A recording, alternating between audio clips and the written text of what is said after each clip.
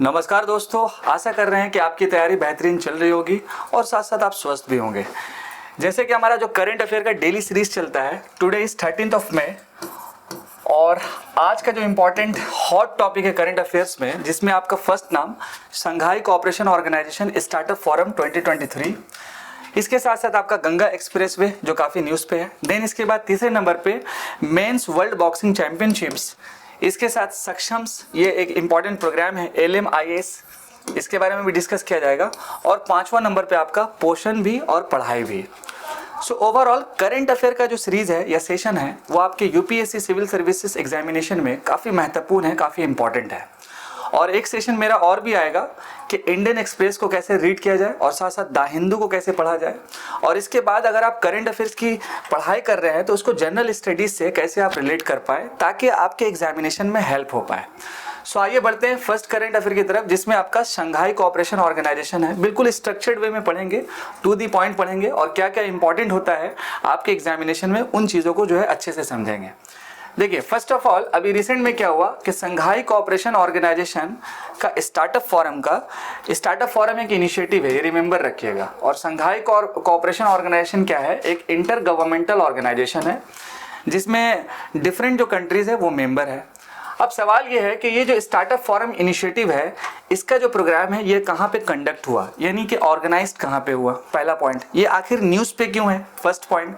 अच्छा, जब हम लोग न्यूज़ को जान लेंगे देन इसके साथ साथ हम लोग समझेंगे about Shanghai Cooperation Organisation. Then इसके साथ अगर कोई मीटिंग होता है तो उस मीटिंग में क्या बात हुआ, क्या हाइलाइट्स आया, क्या इंपॉर्टेंट की पॉइंट्स है जो हमारे एग्जामिनेशन में हेल्प करेगा, तो ये भी चीज़ चेक करना है। तो कहीं ना कहीं ये आपके एग्जामिनेशन में एक तो आपका international relation, that is called आपका GS2 का पार्ट, और ये आपको रिमेंबर रखना है। तो देखिए, भारत सरकार की एक डिपार्टमेंट है promotion for industry and internal trade, that is called आपका DPIIT। अब ये जो पार्टिकुलर डिपार्टमेंट है जो आती है किसके अंदर में, आपका मिनिस्ट्री ऑफ कॉमर्स के अंदर में आती है। तो रिसेंटली इन्होंने एक मीटिंग ऑर्गेनाइज किया, फर्स्ट एवर फिजिकल SCO जो है स्टार्टअप फोरम मीटिंग, जो ऑर्गेनाइज कहाँ पे हुआ है, तो आपका न्यू दिल्ली में हुआ है। ये आपको रिमेंबर रखना है इस पॉइंट को। फैक्ट बेस्ड क्वेश्चन में आपको ये रिमेंबर रखना है जो प्रीलिम्स में हेल्प करेगा। अगर आप मेंस की साथ साथ तैयारी कर रहे हैं, UPSC में तो खैर करना ही पड़ता है, तो वहां पर क्या है आपका कि इस पार्टिकुलर मीटिंग का क्या आउटकम आएगा, भारत पे इसका क्या इम्पैक्ट पड़ेगा और राइट नाउ हमारे साथ क्या चैलेंजेस है, इन सारे एंगल को देखना होगा और लास्ट में फिर कंक्लूड करना होगा। ठीक है, देखिए, this event mark the third edition of the startup India initiative, यानी भारत का जो स्टार्टअप इंडिया प्रोग्राम है इसका ये तीसरा एडिशन है, ये आपको रिमेंबर रखना है। इसके साथ साथ इस मीटिंग का जो मेन एम्ड है आपका expanding startup interaction amongst the SCO member states, यानी भारत सरकार का हमारा जो इम्पोर्टेंट जो स्टार्टअप प्रोग्राम है और जिसमें हम लोग वर्ल्ड में तीसरे नंबर पे आते हैं और बहुत जल्द हम लोग मतलब कि फर्स्ट नंबर पे पहुंचेंगे, जिसके रिगार्डिंग बहुत सारा वर्क हो रहा है, गवर्नमेंट पॉलिसीज भी बना रही है। तो स्टार्टअप के रिगार्डिंग आपको ये पोर्शन रिमेंबर रखना है। इसके साथ साथ फर्स्ट एवर मीटिंग है SCO का, यहाँ पर SCO के बारे में भी समझेंगे, कई सारी चीज़ इंपॉर्टेंट हाईलाइट्स हुई है, उस चीज़ों को भी जो है हम लोग समझेंगे।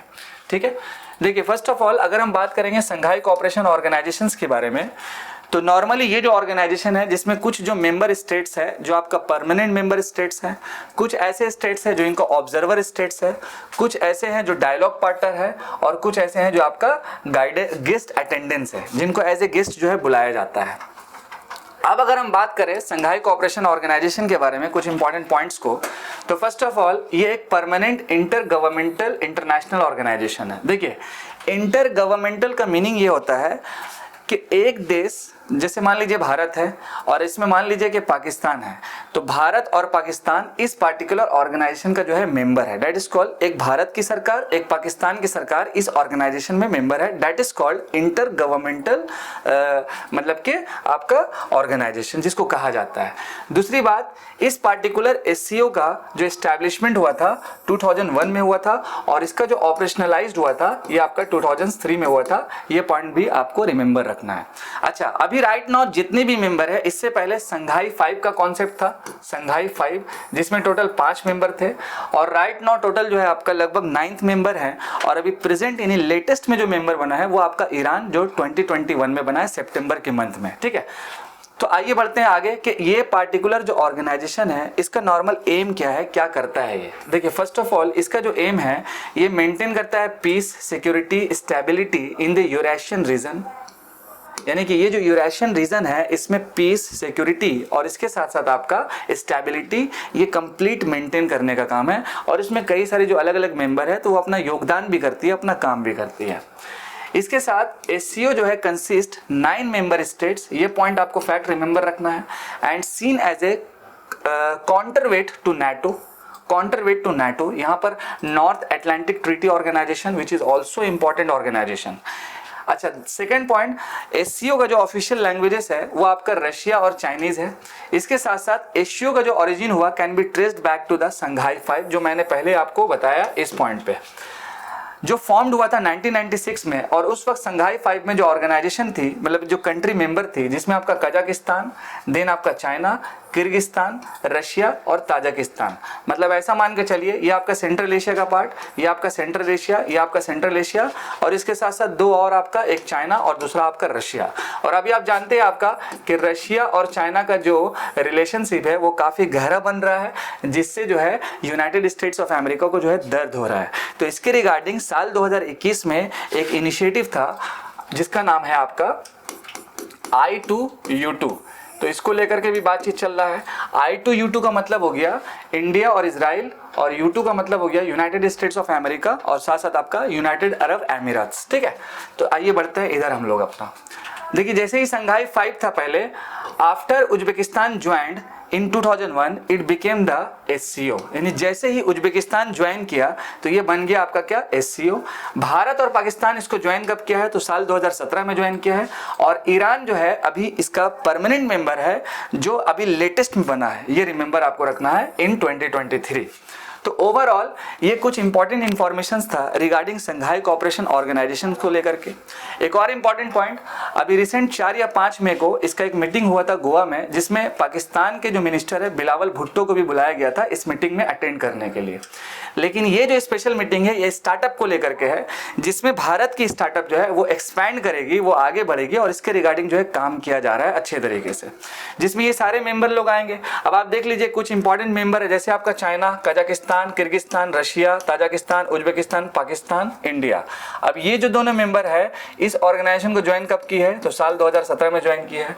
अभी प्रेजेंट जो मेंबर है आपका ईरान, ये जो ज्वाइन किया आपका साल 2023, यानी कि बिल्कुल लेटेस्ट का मामला है ये वाला। और इसके साथ साथ कुछ इंपॉर्टेंट सेंट्रल एशिया का पार्ट है। कुछ इंपॉर्टेंट ऑब्जर्वर स्टेट्स भी रखा जाता है, जिसमें आप देख सकते हैं अफगानिस्तान, बेलारूस, ईरान और मंगोलिया। लेकिन सवाल है कि इतने सारे मेंबर्स को याद कैसे रखा जाए। देखिए ऑब्जर्वर स्टेट को आप एक ट्रिक से याद कर सकते हैं कि लाइफ इंश्योरेंस कॉर्पोरेशन में हम लोग क्या करते हैं, एक बीमा लेते हैं, बीमा पॉलिसी लेते हैं। तो आप देख सकते हैं कि यहाँ पर एक ट्रिक बन रहा है आपका बीमा, बीमा LIC का बीमा। ये बीमा का मतलब क्या हो गया, B for Belarus, I for Iran, M for Mongolia, A for Afghanistan, ये आपको याद हो जाएगा। इसके बाद एक और ट्रिक्स है आपका कि किस तरह से इस मेंबर को याद रखा जाए। तो आप सिंपल लिखिएगा truck to India and Pakistan, truck to India and Pakistan. ये आपका जो पहला टी है, इस टी से आपका हो जाएगा, इस पार्टिकुलर टी से हो जाएगा ताजिकिस्तान, R से आपका हो जाएगा रशिया, U से हो जाएगा आपका उज्बेकिस्तान, C से हो जाएगा आपका चाइना, K से आपका हो जाएगा किर्गिस्तान, वंस अगेन K से हो जाएगा Kazakhstan. Truck to India and Pakistan जो आपको रिमेंबर रखना है। आई होप कि ये जो पॉइंट है आपको क्लियर हुआ होगा। आइए बढ़ते हैं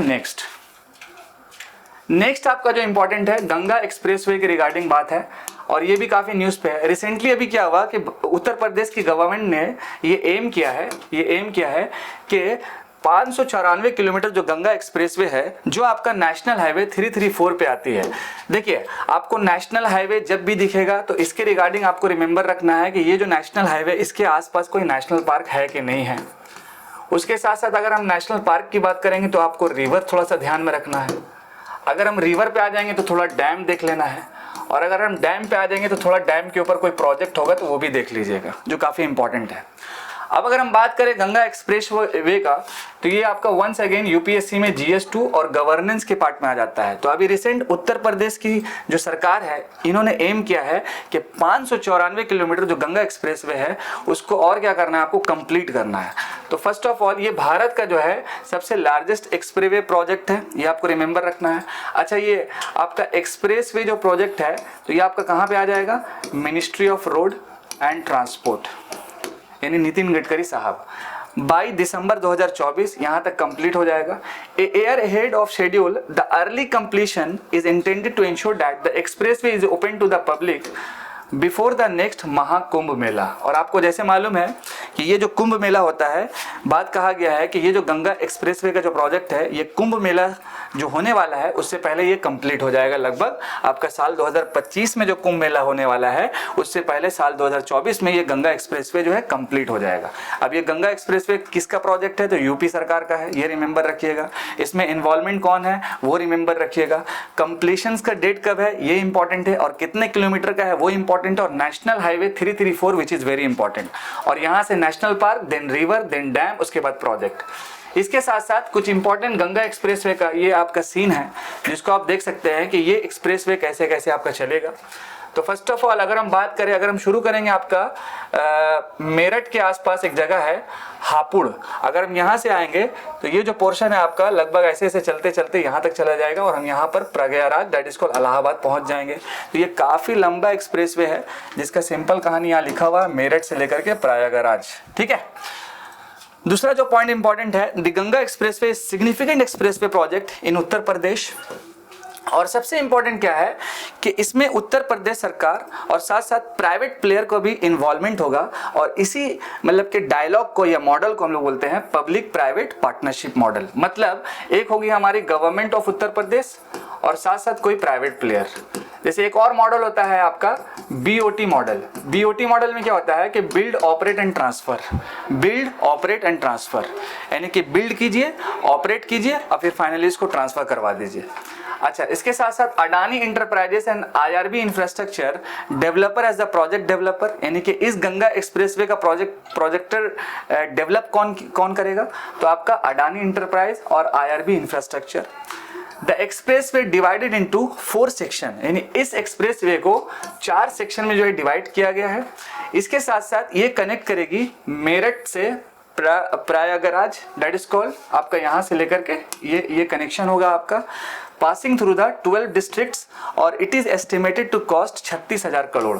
देखिए कभी कभी यूपीएससी अपने प्रीलिम्स में ये भी क्वेश्चन पूछ सकती है कि गंगा एक्सप्रेसवे जो मेरठ से शुरू होता है और प्रयागराज पे खत्म हो रहा है, तो इस बीच में कितना डिस्ट्रिक्ट पड़ रहा है, तो आपका आंसर क्या हो जाएगा, 12 डिस्ट्रिक्ट पड़ रहा है। तो consider the following statements about, इस टाइप के क्वेश्चन में आपके सिविल सर्विस प्रीलिम्स में काफी हेल्प कर सकता है। ठीक है, आइए बढ़ते हैं नेक्स्ट हमारा जो है काफी इंपॉर्टेंट है ये वाला पॉइंट आपका। रिसेंट में ये जो आपका ताशकेंत जो आपका उज्बेकिस्तान में है, तो वहां पर मान के आप चले कि मेंस वर्ल्ड बॉक्सिंग चैंपियनशिप हुआ, और इसके रिगार्डिंग कई सारे भारत के जो बॉक्सर हैं इन्होंने अपना जो है अवार्ड जो है जीता है, कुछ मेडल जो है जीता है। तो ये काफ़ी गर्व का, काफ़ी प्राउड फील होता है कि भारत के जो खिलाड़ी हैं वो किसी दूसरे देश में जीत करके हमारे देश का फ्लैग को जो है लहराते हैं। तो फर्स्ट ऑफ ऑल हम लोगों को अपनी प्रिपरेशन में world boxing championship, that is called WBC, इसके बारे में थोड़ा बहुत जानना पड़ेगा। इसके साथ साथ IBA which is very very important organisation, इसके बारे में जानना पड़ेगा। और साथ साथ अगर हम बात करें फैक्ट बेस्ड क्वेश्चन का, आपके प्रीलिम्स में जो हेल्प करेगा कि राइट नाउ किस किस प्लेयर्स को कौन सा जो है आपका मेडल मिला है, और इसके साथ साथ उनका नाम और मतलब कि कब मिला है, और ये इवेंट जो है कहाँ पे कंडक्ट हो रहा है, वो बहुत ज़्यादा इंपॉर्टेंट है। तो रिसेंटली प्रधानमंत्री ऑफ इंडिया यानी कि हमारे देश के प्रधानमंत्री जी ने जो है एक हार्टफेल्ट कॉन्ग्रेचुलेशंस दिया है 3 ऐसे प्लेयर को, जिसमें पहला नाम आपका दीपक भोरिया, उसके बाद आपका है हसमुद्दीन, इसके साथ निशांत देव। ये 3 इंपॉर्टेंट बॉक्सर हैं जिन्होंने आपका मेडल जीता है for their remarkable achievement in the mains world boxing championships. Okay, जो हेल्ड कहाँ पे हो रहा है, ताशकेंत में, और ये ताशकेंत कहाँ पे है, तो आपका उज्बेकिस्तान में है। अब उज्बेकिस्तान कहाँ पे है, तो आपका सेंट्रल एशिया में है। और आपको मालूम है कि भारत और सेंट्रल एशिया का जो कनेक्शन है, ऐसा मान के चलिए कि एक माँ का एक बेटे के साथ कनेक्शन होता है। इसके बाद they have created history by ensuring India's best ever haul of 3 medals at the prestigious tournament। यानी बहुत ही प्रेस्टिजियस टूर्नामेंट है जिसमें इन तीनों प्लेयर को जबरदस्त तरीके से जो है खतरनाक लेवल पे नवाजा गया। इनको दीपक भोरिया को 51 kg यानी 51 kg में सिल्वर मिला है, हसमुद्दीन जी को 57 kg में और निशान देव को 71 kg में जो है ब्रॉन्ज मिला है। तो फैक्ट्स में ये क्वेश्चन आपसे पूछा जा सकता है। इसके साथ साथ सेमीफाइनल ये भी रिमेंबर रखना है। देखिए आपके स्क्रीन पे कुछ दिख रहा होगा, कुछ इंपॉर्टेंट इमेजेस। ये आपके दीपक भोरिया जी हैं, हसमुद्दीन जी, ये आपका निशान देव जी। थोड़ा बहुत हम लोग समझ लेते हैं इस बॉक्सिंग चैंपियनशिप के बारे में कि कब से शुरुआत हुआ, कंडक्ट कौन करता है, क्या हुआ नहीं हुआ, थोड़ा सा देख लेते हैं इस पोर्शन को हम लोग।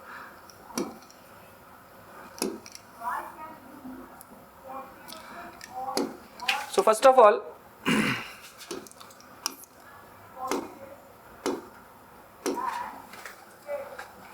Of all the mains world boxing championship taking place from, यानी कि ये इवेंट जो शुरुआत हुआ 30 अप्रैल से लेकर के 14 मई तक चला साल 2023 में। कहाँ पर? उज्बेकिस्तान में। और उज्बेकिस्तान कहाँ पे? सेंट्रल एशिया में, जो मैंने पहले ही आपको डिस्कस किया। Is a prominent event that brings together more than 400 boxer, यानी लगभग इस इवेंट में 400 के आसपास जो है बॉक्सर वहाँ पर पहुँचे फ्रॉम अक्रॉस द ग्लोब, और जिन्होंने 13 वेट कैटेगरीज में जो है पार्टिसिपेट किया और अपना जो भी है काम किया इसमें, to claim victory and honour. इसके साथ साथ इस इवेंट को ऑर्गेनाइज करने वाली जो ऑर्गेनाइजेशन है वो काफ़ी इंपॉर्टेंट है। तो आपको नाम याद रहेगा, international boxing association and the boxing federation of Uzbekistan. अच्छा, सवाल ये है कि इस तरह का जो इवेंट है किसी भी कंट्री में अगर ऑर्गेनाइज हो रहा है तो उस कंट्री को क्या फ़ायदा होगा? देखिए नॉर्मल ये जो इवेंट है ये खासकर सेंट्रल एशिया के उज्बेकिस्तान में जो है इवेंट ऑर्गेनाइज हुआ है। देखिए अगर किसी भी कंट्री में कोई भी इवेंट अगर ऑर्गेनाइज्ड होता है तो वहाँ पर क्या होता है कि कुछ समय के लिए एक एम्प्लॉयमेंट जनरेट हो जाता है, वहाँ की गवर्नमेंट को रेवेन्यू जनरेट हो जाता है, टिकट का सेलिंग होगा, लोग आएंगे देखेंगे, कई सारा स्पॉन्सरशिप रहेगा, तो वहाँ पर उस गवर्नमेंट को भी हेल्प होता है। ये पॉइंट, ये इकोनॉमिकल एंगल भी आपको रिमेंबर रखना है। और खासकर ये जो चैंपियनशिप का प्रोग्राम है इसको रखा ही गया है ताकि उज्बेकिस्तान का जो कल्चर है और वार्म हॉस्पिटैलिटी है वो पूरे ग्लोब को मालूम चले कि कैसा है ये देश सेंट्रल एशिया का। ये आपको रिमेंबर रखना है, ठीक है। तो फर्स्ट ऑफ ऑल आइए बढ़ते हैं नेक्स्ट एक और इम्पॉर्टेंट प्रोग्राम है जिसका नाम है आपका सक्षम LMIS। अब समझते हैं ये है क्या। देखिए रिसेंटली भी हेल्थ मिनिस्ट्री ने एक इंट्रोड्यूस किया सक्षम के नाम से एक प्रोग्राम, जिसका फुल फॉर्म होता है सक्षम का stimulating advanced knowledge for sustainable health management. देखिए कभी क्वेश्चन ऐसा भी पूछ सकता है आपके प्रीलिम्स में कि रिसेंटली सीन इन न्यूज सक्षम LMIS, और फिर स्टेटमेंट बेस्ड बना दिया जाएगा 1 2 3 आपका करके, choose the correct option ABCD करके आपको दे दिया जाएगा। तो नॉर्मल जनरली यूपीएससी में इसी टाइप से क्वेश्चन पूछा जाता है। तो आपको फुल फॉर्म भी रिमेंबर रखना है, इस पार्टिकुलर प्रोग्राम का क्या ऑब्जेक्टिव है वो भी काफ़ी इंपॉर्टेंट है, और ये किस मिनिस्ट्रीज में है वो भी काफ़ी इंपॉर्टेंट है। और अगर हम मेंस की बात करेंगे इसी टॉपिक को लेकर के, तो राइट नाउ हेल्थ सेक्टर में क्या स्टेटस है हमारा, क्या चैलेंजेस है, और गवर्नमेंट हमारी कौन कौन सी प्रोग्राम्स जो है चला रही है। तो ये सारा एंगल आपको देखना होगा, और फिर आखिर में क्या करना होगा, आपको कंक्लूड करना होगा या वे फॉरवर्ड इसका देना होगा, ठीक है।